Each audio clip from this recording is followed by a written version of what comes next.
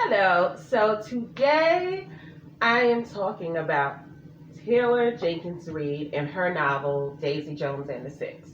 Now, I wasn't even planning on reading this book, but I found out Amazon Prime is about to release an adaptation. I think it's a limited series or mini series, whatever they're calling it. But yeah, so they're about to release that, so I figured I probably will watch it, so why not read the book and see what this is all about, okay? I think I'm probably like one of 5 people who haven't read this book, so we're gonna talk about it, okay? Hello, my name is Tamika, and whether you stumbled upon Junkie for a Story or are here by intention, thank you for stopping by. I hope you enjoy this video, and if you do, please give it a like and subscribe by the end of the video, and hit the bell for notifications so you won't miss new videos when they are released. And now, on to the video. So, Daisy Jones and the Six is a fictional tale about a band who peaked in the 70s before drug addiction and broken hearts forged a wedge in the relationships of the bandmates. Now, this book is kind of okay. So let me get my thoughts together. I was a little unsure about this book because I think the synopsis or somewhere I read it was calling the band iconic, and I was listening on audio, and there was a couple of different author's notes throughout, which further confused me because it was calling the band iconic, and it implied that it's based on a true story, yet it says it's fictional, and it sounds like it's the Taylor Jenkins Reid is the daughter of, I think, Billy or somebody. I can't even remember. But Taylor Jenkins Reid, the author, she would have some author notes inserted throughout the story as this story is being told. And the story is being told kind of in a documentary style interview kind of way. So it kind of feels like VH1 Behind the Music. It feels like an episode of that. So you have the bandmates coming together to talk about their rise to fame in the 70s and what led to the breakup that, caused them to go in different separate directions. And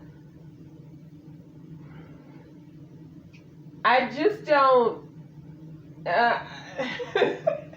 I don't get why the author is calling them iconic, but I never heard of them.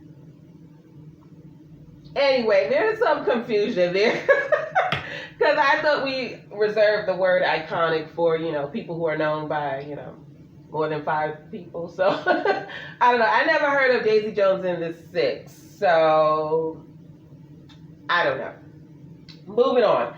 So, I thought, since probably everyone has reviewed this book already, I figured I would do something different. And instead of doing a typical review, I would instead talk about some bands and rock stars that we all know about who have gone through some similar situations that are highlighted in the story of Daisy Jones and the Six.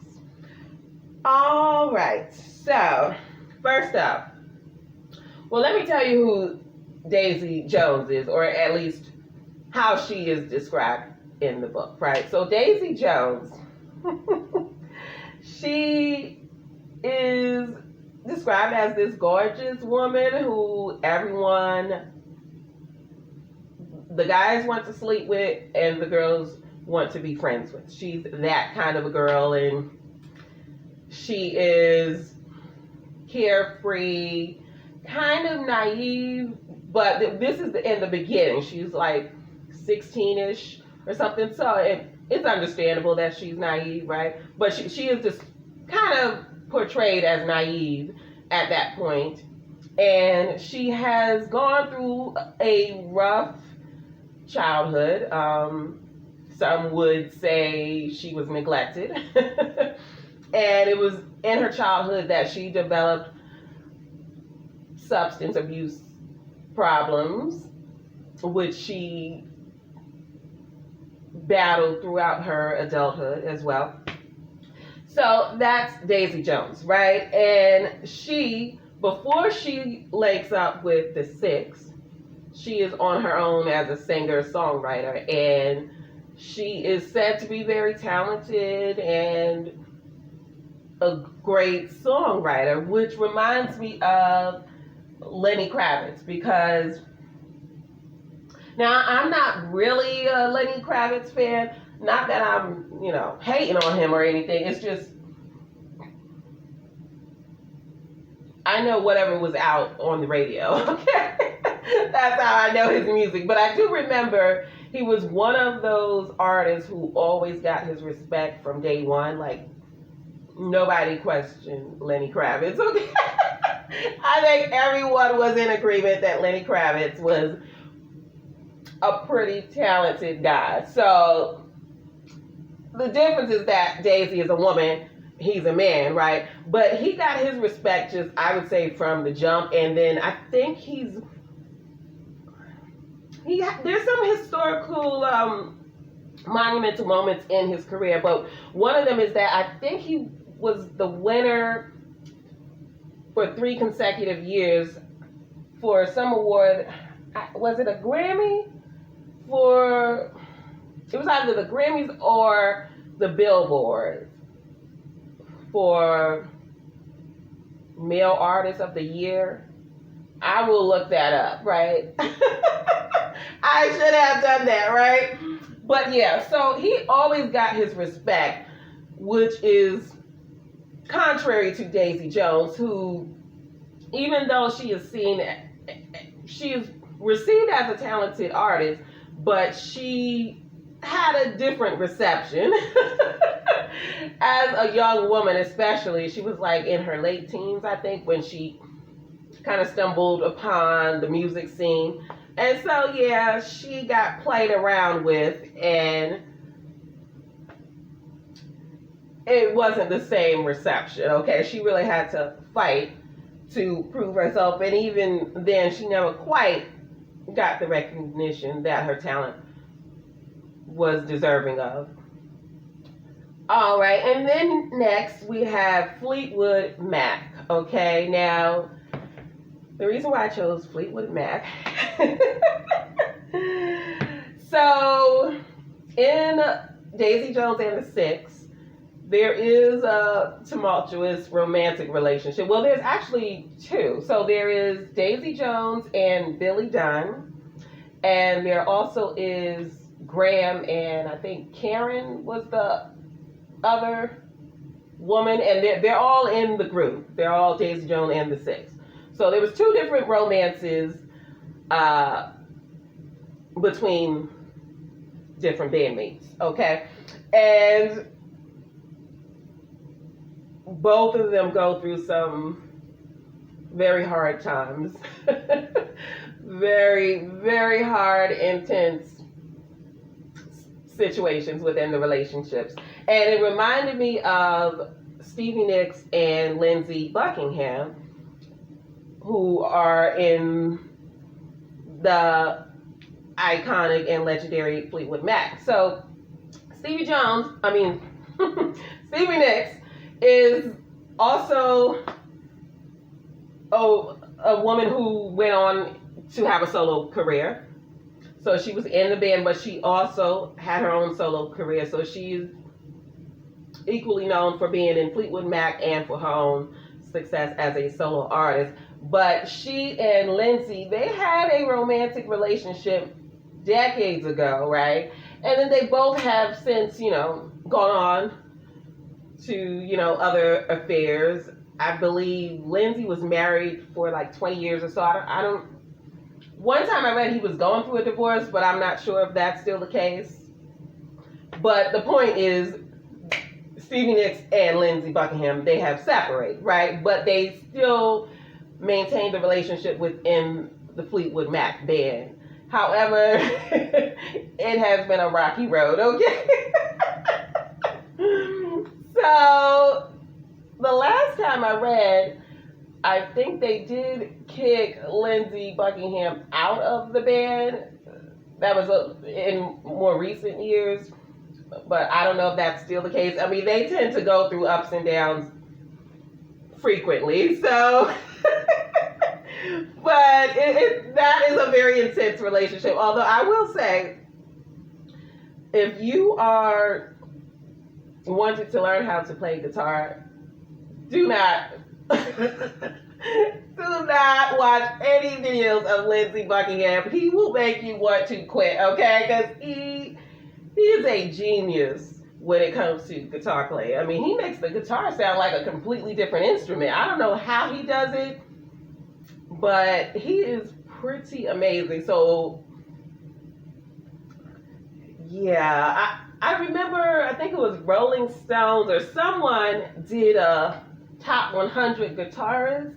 I don't know where Lindsey was on that list, but he wasn't number one, so he was in the wrong place, okay? I saw him in a YouTube video. It was a live performance, and it was mind-blowing how he plays the guitar. But anyway, their rocky relationship, Stevie Nicks and Lindsey Buckingham. Now that's one where I have one of those, you know how they do those, I don't know what they call those biographies, like for, I don't even know if they still call it like made for TV or whatever it is, but somebody should do, make a movie about their actual history, okay? Anyway, moving on. So then the next one is Bon Jovi, okay? I love Bon Jovi, and I think I recently read that, so I didn't even realize that Richie Sambora left, or I don't know if he left on his own or if he was put out of the group, but apparently he's not in the group anymore. So, yeah.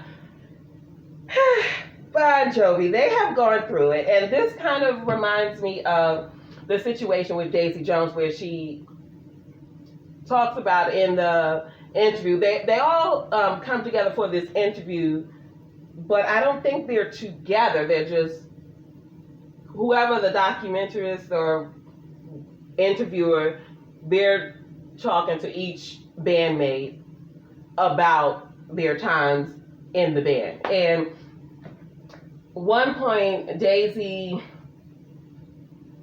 like it's told in flashbacks, and there's one point where Daisy, before, I guess they were, the band, so there was the six who was touring by themselves, right? But they weren't quite a big deal, you know? And they wanted to be, you know, a legendary, like, headlining band.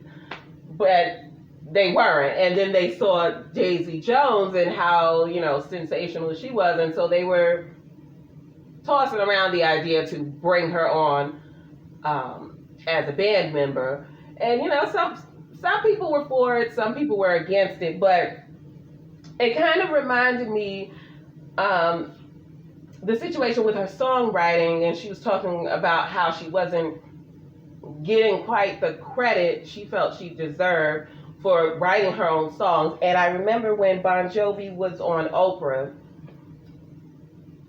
Was it Oprah? Well, I don't know. They've been on Oprah, and then they were on other shows, obviously. But I kind of got the impression that Richie Sambora felt like he wasn't getting his respect for co-writing a lot of Bon Jovi's hits. So I think everybody kind of looks at John Bon Jovi as instrumental to the band's success because he's the lead singer. He's, the face of the band, but he's probably the more well-known of the band. Obviously, people tend to know the lead singer, but also he's seen more as the one who wrote the hits. He kind of gets more of the respect and recognition, I guess. But I believe John Bon Jovi and Richie Sambora wrote most of their hits together. And so it kind of sounded like in interviews and different places, it sounded like Richie was feeling like he wasn't getting the same equal respect as John Bon Jovi for writing many of their hits. And so that reminded me of Daisy Jones and her triumphs as a woman in the industry who is a singer and songwriter. And then when she joined the band, I wouldn't say a lot of the credit went to Billy, but they did treat her like the naive singer-songwriter who needs a man to, sort of manage her. That's kind of what I got from that story. And then there is Rage Against the Machine. So I put them in here because I forgot. Now, I don't know much about this band, but I remember there was an interview I read. Yeah, I think it was Grunge on grunge.com. So I forget. I'm sorry, I can't think of the lead singer's name. I'll put it on the screen if I find it. Forgive me, okay? But so Rage Against the Machine, the lead singer, he just quit. He quit the band because of the MTV Awards, or at least that's what I was reading. The band, they had some ridiculous appearance on the MTV Awards. And I think that was just like the last straw. It wasn't like that was the only thing they did. It was just, he was just like, I got to go. But yeah, I'm not even going to speculate what was going on behind the scenes, but I do know from what I read, I mean, there was a lot of issues going on. And so it reminded me of Daisy Jones and the Six when Billy was being provoked by an interviewer who was looking for a more salacious story than what he was giving him. And so the interviewer basically said, if you don't give me something better, then I'm going to print this other story. And so under pressure, Billy gave some unflattering statements about Daisy Jones, which didn't sit well with her, and that caused friction and tension when they went out on tour. So, yeah, stuff goes down, okay? So I do want to bring up a point that is addressed in the Daisy Jones and the Six story. Daisy Jones, well, not Daisy herself, but she, along with other people a part of the band, they go through their ups and downs with addiction.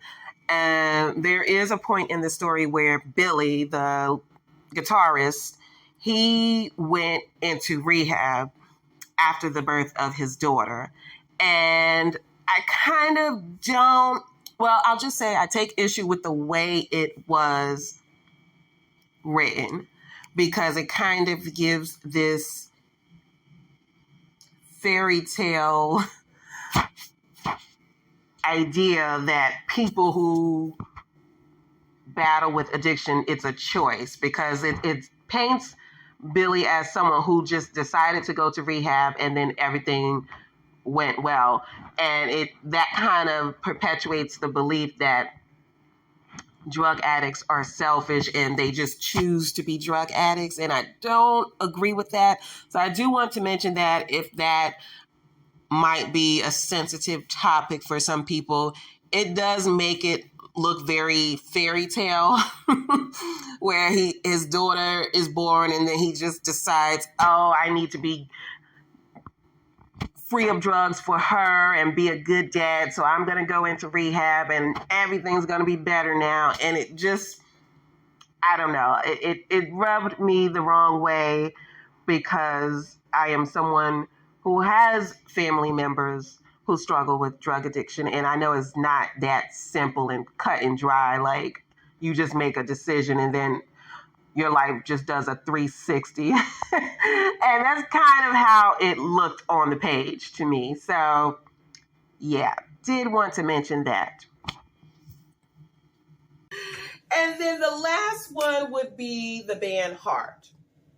So this is the band with the two sisters, Nancy and Ann Wilson.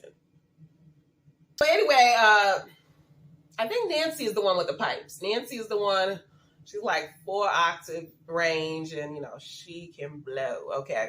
And then her sister is the one who plays guitar, and I think she's a multi-instrumentalist. I believe that's what I learned about her. I mean, I've watched documentaries over the years about that band, so I think she is a multi-instrumentalist. And she also did the score of a movie. I can't remember which movie it was, because she was married to, oh gosh, is it Cameron? Anyway, I'm not going to say. I don't want to. She was married to someone who's a well-known film director. I can't think of his name, so I don't even want to say and get it wrong. But they have since divorced. But during that marriage, I think she helped out on some film scores. Anyway, those two women come to mind because they have gone through ups and downs within their personal and professional relationships, because they've had musicians come in and out with the band. They've also had personal relationships with musicians within the band, and that caused them to make some shifts. And then there is the relationship between the two sisters, which over the years has been quite tumultuous, okay? And it is devastating to watch because they're sisters. You don't want to see that with the sisters, okay? But,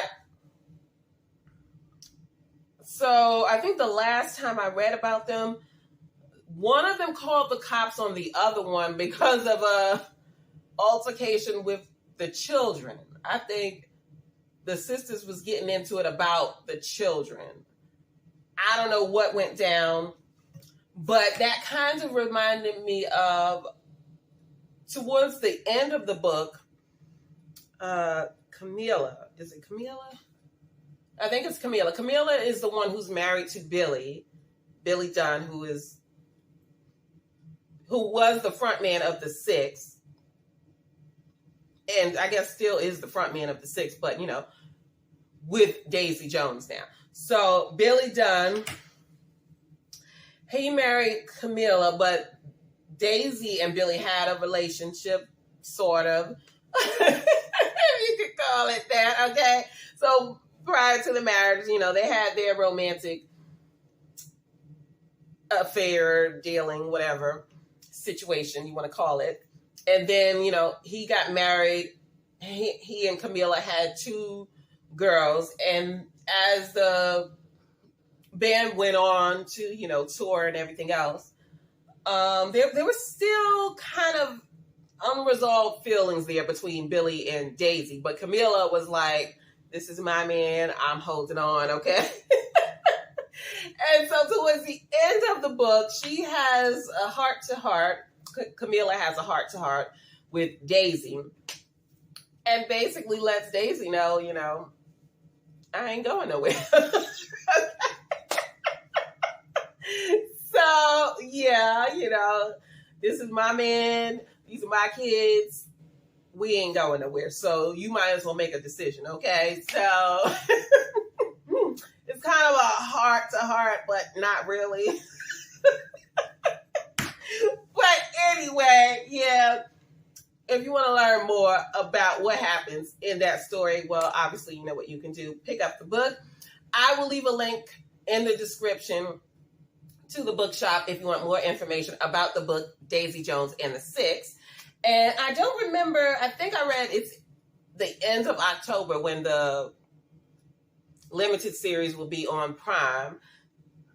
I'm not familiar with the cast, so I'm not even going to say who's in it. I don't really know those names, but it might be good. It might not. And then, I did want to mention Stevie Nicks. I wonder if she has a biography. Because I recently read she sold her music rights. I don't know if it was her entire catalog or what. But she is so interesting. I just love her. I would love to see a movie about her. But anyway, I thought there was someone on my list who had a biography coming out. You know what? I'm going to do some research and find out if any of the bands I mentioned have biographies coming out. I thought I read something, but maybe I'm getting mixed up. If so, I will put it on the screen here for you to see. But anyway, yeah, that's going to do it for this one. So like, comment, subscribe if you choose. I hope you enjoyed this video. Thank you so much for listening and watching. And yeah, tell me, do you like fiction novels that have the plot around like a band or Hollywood? I noticed some people seem to not like those kind of stories, but I liked this one. I will say I did like it because I was putting off reading Daisy Jones and the Six, but I think because it's so popular, I felt like the hype might ruin the experience, But when I finally got around to reading it, I did enjoy it, and it does have a strong 70s music vibe about it. Like the author, Taylor Jenkins Reid, she did nail that vibe, in my opinion. Not that I was there, but I mean, it felt authentic to me. But normally I don't pick up books about fiction novels about like rock bands. I don't generally read those, but this one was pretty good. So yeah. All right, I'm going to get out. That's it. Thank you again, and I hope you're having a good one. I'll catch you in the next one. Bye.